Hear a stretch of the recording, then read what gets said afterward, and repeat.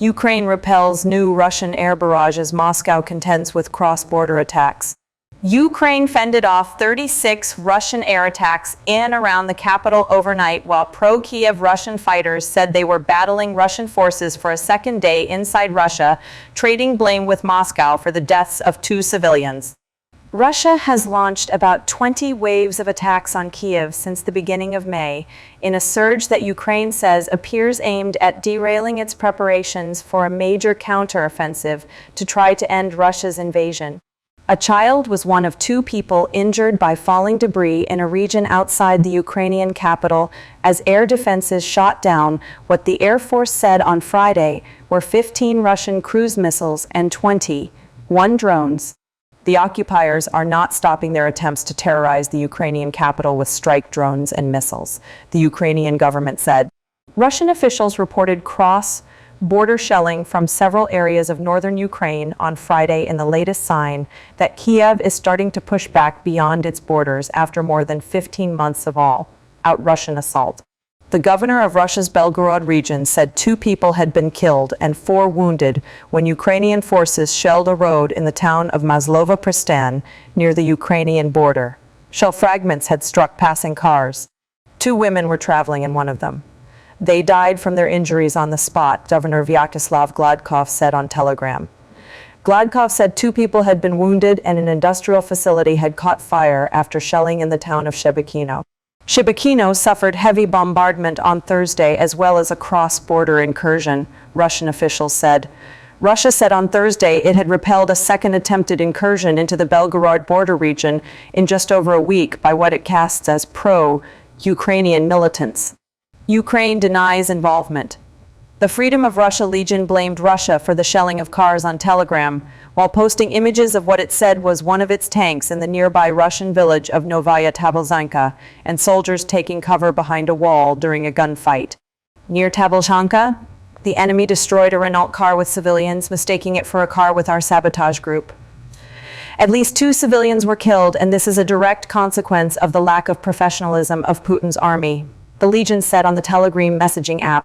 The group describes itself as Russians fighting President Vladimir Putin's government to create a Russia that would be part of the free world, along with the Russian Volunteer Corps founded by a far-right Russian nationalist.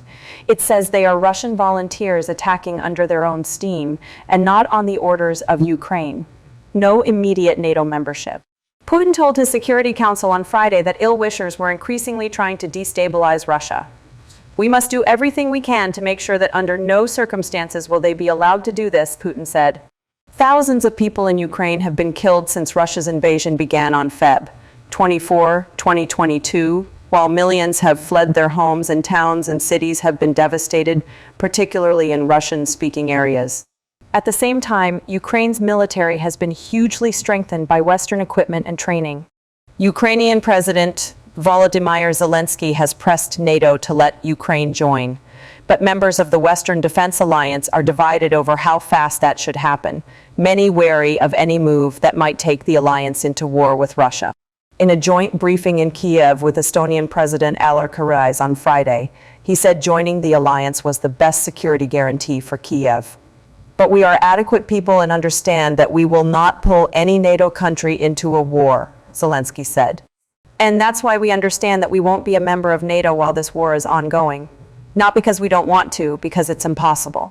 The governors of the Bryansk, Kursk, Smolensk, and Kaluga regions of Russia all reported shelling or drone attacks, with some buildings damaged and energy infrastructure targeted, although no fires at oil facilities or injuries were reported. Within Ukraine, 2 people were killed and 4 wounded in Russian shelling of the village of Komayshivaha in the southern Zaporizhzhia region, the regional governor said. A Russian installed official in the same region said a number of people had been injured in Ukrainian shelling. Earlier, he said Ukrainian forces had hit a hospital camp. In the eastern province of Donetsk, Russia said a new offensive had been launched by Chechen special forces. Donetsk and Zaporizhzhia are 2 of 4 regions in eastern and southern Ukraine that Russia claims to have annexed in the invasion to demilitarize a country it said threatened Russian speakers and Russia with its moves towards the west. Ukraine's NATO and security future. At their meeting this week in Moldova, NATO members and European leaders failed to make clear or agree on what they will do if Ukraine is again attacked. Amid various options and opinions expressed by Europe's political leaders at their Moldovan summit meeting this week, Ukraine's future NATO membership and security still look as clear as mud, both during official sessions and on the sidelines of yesterday's summit of the European Political Community, EPSCI. Discussions about Ukraine joining NATO and what Ukraine and its allies would do if the country were again attacked yielded no clarity, consensus, or commitment. Zelensky: "Make us NATO, but you better deliver if you don't with a morass before him." A potentially frustrated Ukrainian President Volodymyr Zelensky continued to directly press for NATO membership while also questioning what his allies will do for Ukraine when they get to the NATO summit in Lithuania in July. "We must do everything so that Ukraine gets some steps forward in rapprochement with the alliance, and we should receive this signal from NATO countries," Zelensky said. According to Zelensky, if Ukraine had been in NATO, Russia would not have attacked. "This suggests that the best security guarantees are in NATO," Zelensky said, when asked about the possibility of security guarantees outside NATO members' obligations to defend each other if attacked. "We had the Budapest Memorandum. We know what happened. We gave up nuclear weapons and should have received protection and support, at least for the sovereignty and territorial integrity of Ukraine," he said. "Are there security guarantees other than NATO? You probably have to think that. We would like to have NATO guarantees. And while we are not in NATO, we want to have security guarantees, which send a clear signal that allies will act until Ukraine is in NATO," Zelensky said. It therefore seems that Zelensky is putting forward Ukraine's best-case scenario, NATO membership or at least a clear route to it, and its less preferred scenario, some other agreements that obligate allies to decisively respond if Ukraine is again attacked. Zelensky's foreign minister Dmytro Kuleba tweeted the Ukrainian position prior to the Moldovan talkfest. Options for Ukraine's security: Option A, NATO membership for Ukraine starts at Vilnius. This option is mostly supported by Ukraine's immediate neighbors, such as Poland and Slovakia, and other countries that neighbor Russia, which are the Baltic nations. It does not appear likely at this stage, given statements by Ukrainian officials themselves. Indeed, if the comments of NATO leaders can be deciphered, there may be other options up for development and consideration as the Vilnius meeting draws nearer. Option B, yes to guarantees now and maybe no. Maybe yes to NATO later in Moldova? German Chancellor Olaf Scholz indicated that Ukraine's security guarantees and NATO membership should be differentiated. Given the current situation, NATO membership is out of the question, Scholz said. We should all focus on how we, as citizens, can support Ukraine. Security guarantees must be designed to provide Ukraine with the necessary security against the threat of attack so that they simultaneously stabilize Ukraine. And of course, this is always part of a security guarantee that it is taken seriously.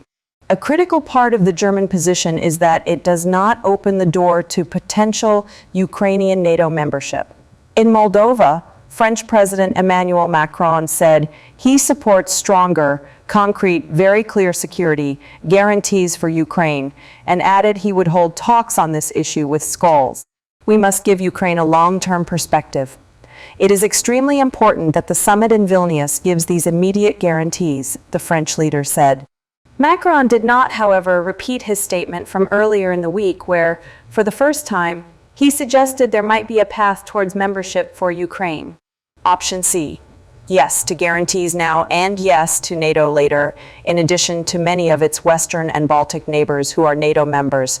Other major Ukraine allies now want to go further than the apparent Franco-German cautious approach. In Moldova, Rishi Sunak, the UK's Prime Minister, reaffirmed support for Ukraine's future NATO membership, but did not provide many details of London's position on Ukraine's path to membership in the alliance. "I agree with the NATO Secretary General that Ukraine's rightful place is in NATO, and what we are also talking about with Ukraine now is to ensure that they have all the necessary support for a successful counteroffensive," he said. "We want to be sure that we have created security mechanisms for Ukraine for the long term, so we are sending a very strong signal to Vladimir Putin that we are not going anywhere. We will be here and will continue to support Ukraine, not only now, but also in future years, Sunak stressed. We considered Ukraine's expectations from the Vilnius NATO summit. It is important for Ukraine to get a clear signal about the prospects of membership in the alliance, which will be another motivating factor for the armed forces of Ukraine and the entire Ukrainian people. He later added on Twitter, "The British position is more closely aligned with increasingly hawkish U.S. statements about Ukraine's security, including in the short term." US Secretary of State Antony Blinken told an informal meeting of foreign ministers of allied countries in Oslo yesterday that at Vilnius our friends in Ukraine can anticipate a very robust package of both political and practical support. According to Blinken, NATO is focused on strengthening the relationship between Ukraine and NATO and bringing Ukraine up to NATO standards. His comments come as Washington Post yesterday reported on increasingly hawkish positions in the White House regarding Russia. A White House source told Washington Post yesterday that Blinken and National Security Advisor Jake Sullivan believe that the benefits of providing Ukraine with more powerful weapons outweigh the risks of escalation and is actively cooperating with European allies to provide Ukraine with F-16 fighter aircraft. Unquestionably, the Biden administration's willingness to cross Putin's red lines has bolstered Ukraine's ability to defend itself and recapture territory in the east and south, the source said. Somewhere amid the words, posturing, and diplomatic gestures of his colleagues in the international community, the man for whom Ukraine's security matters most could be left wondering, if not NATO membership, who will be the guarantor of Ukraine's security? Ukraine can defend itself today and in the future. Biden lauds F-16 training for Ukrainian pilots. Praising the Ukrainian people's iron resolve to live in freedom, the president reaffirmed that the U.S. and its partners will work together to begin training Ukrainian pilots on F-16 fighters. US President Joe Biden, addressing graduates of the U.S. Air Force Academy in Colorado, said that the United States and its partners would work together to start training Ukrainian pilots on F-16 fighters. The White House reported on June 1. Just a few weeks ago, I was with President Zelensky in Hiroshima at the G7, Biden said. I told him that we'd work with our partners to begin training Ukrainian pilots in Europe on fourth-generation fighter aircraft, including the F-16, so Ukraine can defend itself today and in the future. The Ukrainian people's iron resolve to live in freedom will never be broken. They are incredible. Average women and men fighting, giving their lives for their country and their families. And the American people's support for Ukraine will not waver. We've always stood up for democracies. Always. In addition, during his speech, he told the graduates that they were joining the U.S. military in an increasingly unstable world where Russia and China are challenging the established world order. According to him, alliances and partnerships with many countries strengthen the United States and make the country's military more effective. Putin was certain that NATO would crack, that they would not stand together. We put 40 nations together. The United States has rallied the world to stand strong with Ukraine and defend the values that the American people hold so dear. Freedom, sovereignty, democracy, simple dignity, the U.S. president said. Working with a coalition of more than 50 nations, we have delivered historic security, assistance that has enabled Ukraine to defend itself. Biden also recalled that working with a coalition of more than 50 countries, the United States has provided historic security assistance that has enabled Ukraine to defend itself. He continued that the U.S. Air Force and Space Force were the backbone of that operation, providing airlift capabilities and logistical know-how to move artillery, ammunition, fighting vehicles, anti-tank and air defense system. Providing missile warning space-based ISR, intelligence, surveillance and reconnaissance,